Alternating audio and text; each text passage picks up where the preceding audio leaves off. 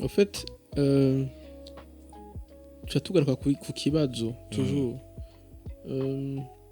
ndagomba kubabwira abantu bakora dukurikirana cyane cyane ndagomba ngaruka kandi cyane ku ba jeune la jeune génération igituma mubona uyu munsi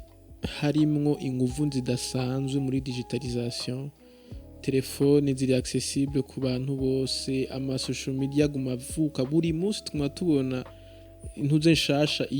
yavutse platform nshasha arizo kwerekana ubwambure bw'abagore zigwira arizo gusamaza abantu mutu memes tudahera utu jokes tudahera ivyo bintu intambara turimwo ni intambara ya concentration yiwawe ni intambara ya focus yawe kuko umuntu atari focused umuntu atari concentré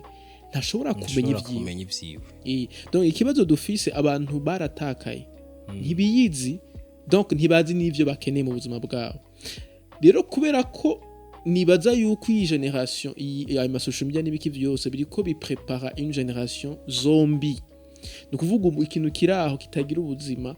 babwirizwa kugiha intumbero bakibwiye bati fatwa umuyoboro gutyo kuko reka tuvyibutsanye hari ikintu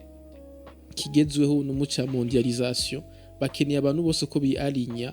ukuvuga bavuze bati a isi yose ivuge a bavuze b isi yose ivuge b mugabo ntibashobora kubishikako umuntu agifise intumbero ngo Imana yamuhaye oya babwirizwa gufuta ubwonko bwawe kugira ngo bo abariyo baguha intumbero bagusamaze bagutesha umwanya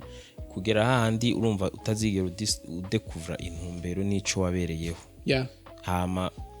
ugenda kugera mu zabukuru atacu gikora atayindi show office atarugukurikira ibihari